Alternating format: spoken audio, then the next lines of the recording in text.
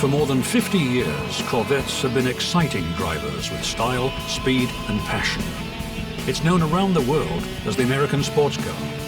There's no mistaking a Corvette for anything else on the road. It's a car that screams power and passion. The Corvette has turned millions of people into loyal fans.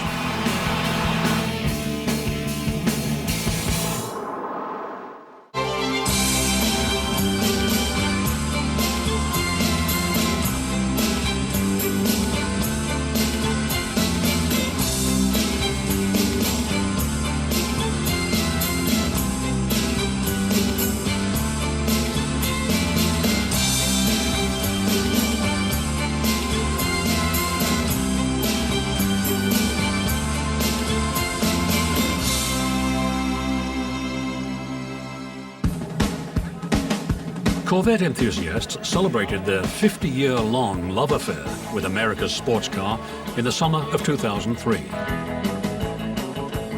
Every size, shape and kind of Corvette was there. There was something for everybody. The Corvette has been turning heads since it landed on the automotive scene. This full immersion into the sights, sounds and smells of everything Corvette attracted thousands of people and their cars to this two-day extravaganza. Famous designers like Jerry Palmer and racing legends like Bob Bondurant signed autographs. Good deal, Bob. Good meeting you. Good talking. People came from all over the US to join the fun.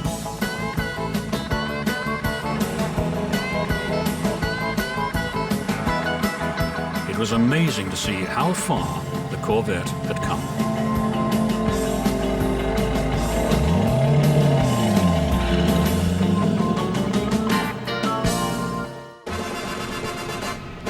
The Corvette phenomenon began after World War II. Returning soldiers with a pent-up desire to have some fun went shopping for sports cars. Many found that the most fun for the dollar could be had in an MG. These low-slung open-top roadsters sounded great and gave a driver a thrilling feel of the road. The MG and the other imported sports cars were light years away from what Detroit was offering in its showrooms. Their oversized sedans looked good, but they weren't sporty. Some designers decided that they should build an American sports car. They were convinced that they could build something as good as the MGs and Jaguars that were making an impression in the States.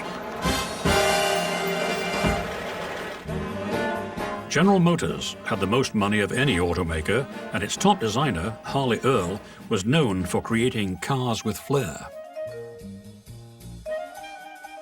He invented the concept car and used these showstoppers on his daily drives to work. These cars showed off the talents of his design department. Earl's cadre of young dreamers were encouraged to push the boundaries of design. Not every idea was good, but they seemed to be in touch with what America yearned for. Their cars embodied the optimistic spirit of the day. The cars were such a hit that the company showed them off at special auto shows called the Motoramas. These were the first post-war auto shows. The public flocked to look at all the wild new cars and dream about driving one home. Earl told his designers that he wanted a sports car for the 1953 Motorama. It had to be something that would outdo the imports. Using a Jaguar XK120 as a starting point, the team set to work on the all-American sports car. Earl wanted it to be different. All the glass fiber speedboats on the Great Lakes in Michigan gave him an idea. Why not use this rust-free plastic? It would allow him to create any shape he wanted easier than if he were to use steel. Using glass fiber was risky. It had never been done on a production vehicle. Earl convinced the corporation to approve his plan. He promised that it would only be used on a concept car.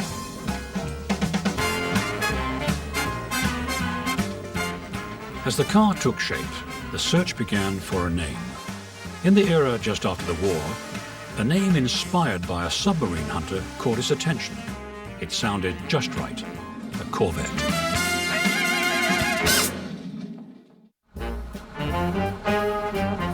The Motorama was nearly ready to open in January of 1953 at New York's Waldorf Astoria Hotel.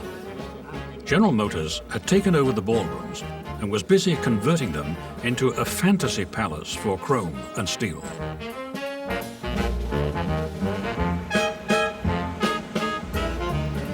Thousands of people gathered to take in the show and see the dream cars. Earl's new Corvette was about to make its debut.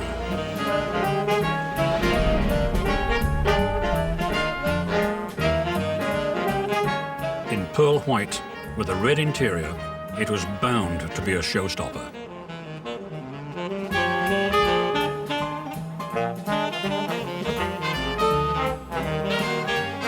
The curtains opened on a surprised couple as the press and the public got their first look at Earl's latest dream, the Corvette. Over 300,000 people saw the car at the Motorama. It created a buzz. The Corvette was a hit, and plans were finalized to rush it into production. Everybody was talking about the glass fiber-bodied roadster, and GM decided to go with the flow. The new cars would be built with these revolutionary bodies. Unfortunately, no one really knew how to do it. They turned to an unlikely source, a company that made molded glass fiber trays for Wonder Bread. The hope? It could figure out how to build strong car bodies. After some experimentation, things started to roll. By the end of June of 1953, Corvettes were coming off the assembly line in Flint, Michigan. The production cars were nearly identical to what the public had seen at the Motorama. All 300 1953 Corvettes were white with red interiors. They had rocket ship taillights and a jet-inspired cockpit.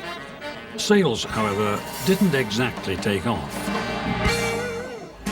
The public reacted to the steep $3,500 price tag, $245 more than the Jaguar XK120.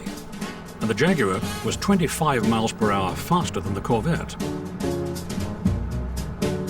The problem was the Vette's sluggish so-called Blue Flame six-cylinder engine and two-speed automatic transmission. Hoping to pump up sales, Chevrolet made the cars available to celebrities like John Wayne and the first host of NBC's Today Show, Dave Garroway. Well, here's about the happiest automobile I've ever seen. The men who designed this had fun. And the builders and the testers had fun. And while it's never going to take the place of the family car, I, for one, am going to have a lot of fun owning it. Earl hoped sales would improve the next year. In 1954, they were able to build more than 3,500 cars, but they still weren't selling well. Even a wider range of color choices couldn't move the cars off the lot. There was talk that the Corvette was on the way out.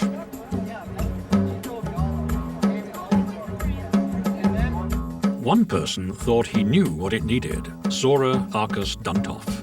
He became known as the father of the Corvette. Duntov told GM executives that the fix was simple: put a bigger engine in it. In 1956, GM took Duntov's suggestion and dropped its new V8 into the Corvettes. Word leaked out that more changes were coming, but would people respond? I want a Corvette. I thought you would. These cars also sported a redesigned body with roll-up windows and a few more creature comforts. It had a 3-speed transmission and dual exhaust pipes built into the rear bumpers. Suddenly, people were interested in Corvettes again.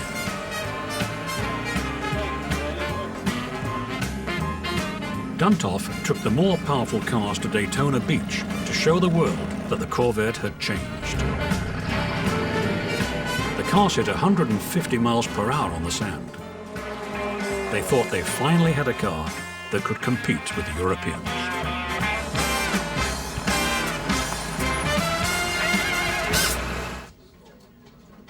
Sales nearly doubled. Chevrolet gave Duntov the green light to keep working on enhancing the performance image. In 1957, he began to build a factory race car based on the Corvette. He called it the Corvette Supersport, or SS. His goal was to have it ready for the 12-hour race at Sebring. This would be a chance to show the world that Corvettes could compete with the best that Jaguar, Ferrari and Maserati had to offer.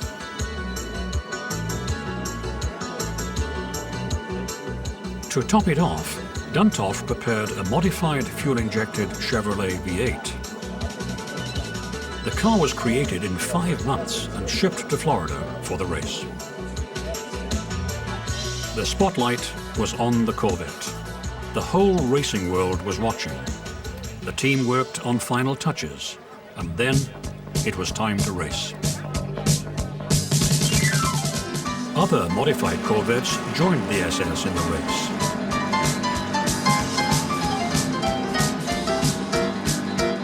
The SS started strongly, but quickly developed brake problems. The driver, John Fitch, had to pull the car out of the race. The rest of the team continued, but Juan Manuel Fangio took the checkered flag in his Maserati.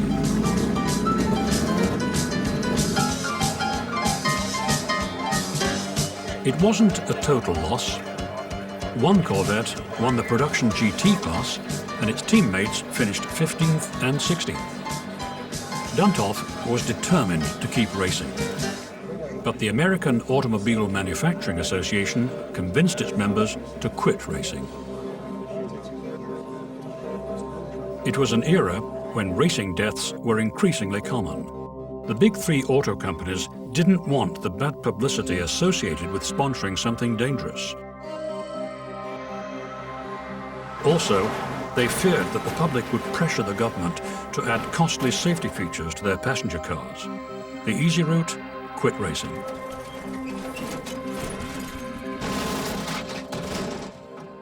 There were people in GM who wanted to keep racing. One was Harley Earl's replacement, Bill Mitchell. Mitchell loved racing and thought it was important to keep the Corvette in front of the public. He took control of what was left of Duntov's racing projects. He started a plan to get it back on track. He decided to build a new car and race it as a private individual, not as part of an official corporate team. Of course, he'd use all of GM's facilities to do this, but it gave everyone cover if something went wrong.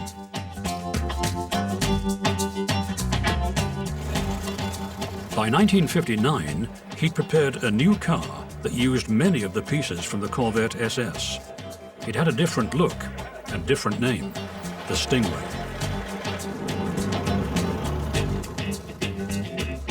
Mitchell tapped an accomplished amateur driver, a dentist, Dick Thompson, to pilot the car. Driving in Sports Car Club of America races, Thompson had competed in his own Corvette. Mitchell was confident that the dentist's wholesome good looks and genial manner would counteract any potentially negative publicity. Of course, he hoped Thompson would win some races too.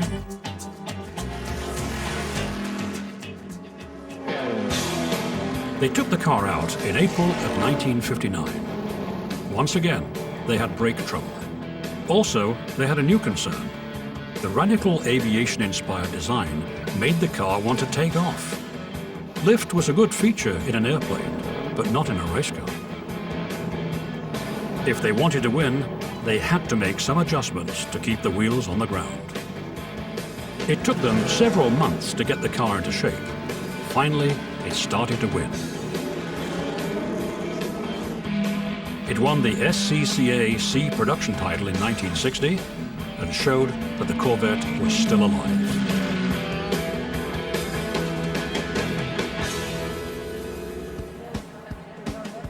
The popularity of the racer began to influence the thinking about styling for the next Corvette.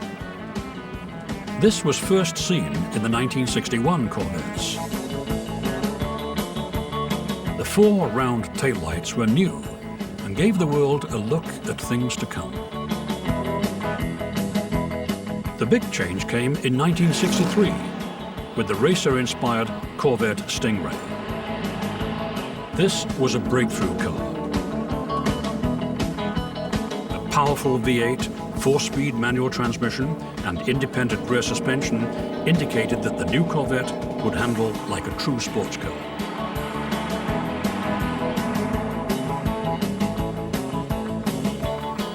The public loved the Stingray. However, it wasn't without some controversy.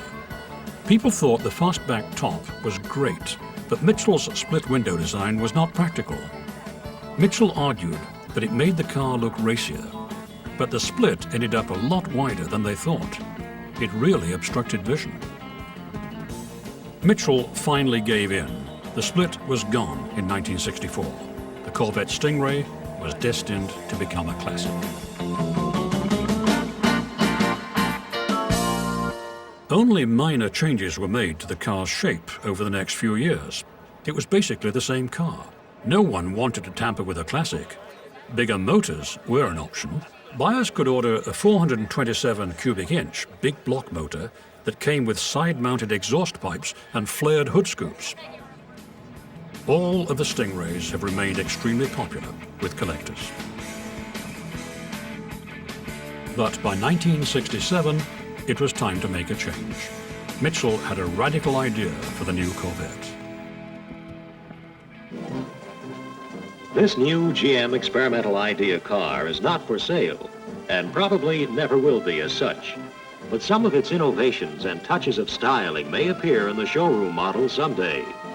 It's an offspring of the Chevrolet Corvette, known as the Mako Shark II. The Shark was more than 9 inches longer and nearly 3 inches lower than the Stingray. New features included iodine quartz headlights, retractable stabilizing flaps at the rear, recessed windshield wipers, and remotely controlled louvers that could be opened for ventilation and visibility to the rear. This wild car gave Corvette fans a glimpse into the future. The Mako Shark-inspired Corvette was released in 1968. It had the styling pizzazz of the show car, but not all of its way-out features. The new cars weren't universally loved. Some objected to the styling. Others didn't like the interiors. The cars were plagued with quality problems. This was not a high point for the Corvette, but most people liked the engines. Its big block and standard engines were powerful. Unfortunately, the muscle was about to be stripped from the American car. The era of regulation was underway. The public and the government worried about smog, the environment, safety, and fuel shortages. Horsepower was on the way out. The Corvette needed an ally. Duntov had retired, and Bill Mitchell was ready to go. These factors weighed heavily on the prospects for its future. The Corvette still had support among the car-buying public. By 1982, these fans were paying over $20,000 for a new Vette. Their loyalty helped to convince the company to keep it alive. David McClellan, the new head of Corvette engineering, teamed up with Jerry Palmer, Corvette's new chief designer, to create the 5th generation of Corvettes. The car went from Palmer's sketchpad to the streets by the spring of 1983. The new Corvette looked like a modern interpretation of the Stingray. It had clean lines and an unmistakable aggressive stance. While it was a good-looking car, people wanted to know how fast it would go. The car's 140 miles per hour top speed gave Corvette fans something to cheer about. Its handling and performance prompted some in the media to compare it to Ferrari and Porsche. America's sports car had finally hit its stride. The torch was passed to a new generation of engineers and designers. They were tasked with creating the next generation Corvette. They wanted to be ready for the 40th anniversary of the car in 1993, but budget cutbacks and a mountain of other problems pushed back its release until 1997. Getting the car from concept through testing and out on the street was a Herculean task. The team forged ahead, dodging all the roadblocks and refusing to give up. After spending $250 million and 7 years developing the car, they were ready to show it to the world in 1998. It took a few years to catch on, but its superior performance and handling won over the critics. While it was a different Vette, it still retained some familiar styling cues. This was a car that would finally put to rest the hand-wringing about whether the Corvette was really a sports car that could compete with the Europeans. It was the perfect car to take to any Corvette celebration. The final salute to 50 years of the Corvette took place in America's heartland, Effingham, Illinois. This all-American town was a great setting to wrap up the festivities. Every year, Mid-America Direct, an online and catalog company that caters to Corvette enthusiasts, turns the ploughed cornfields around its Effingham headquarters into the setting for the Fun Fest.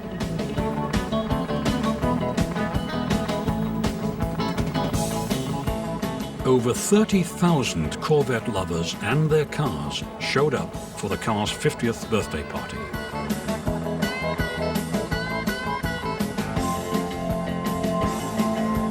Soon, it was time to dream about things to come, the next generation of Corvettes.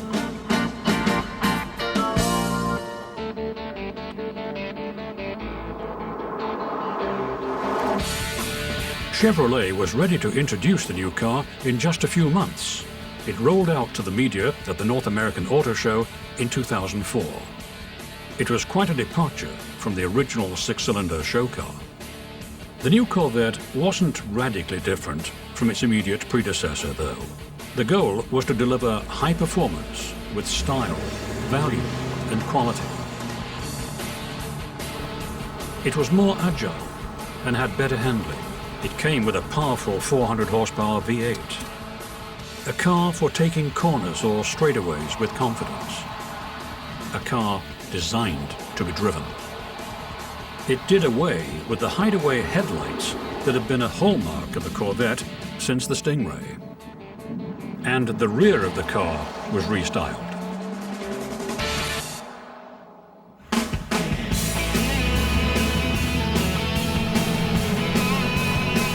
It's been a long journey for the Corvette.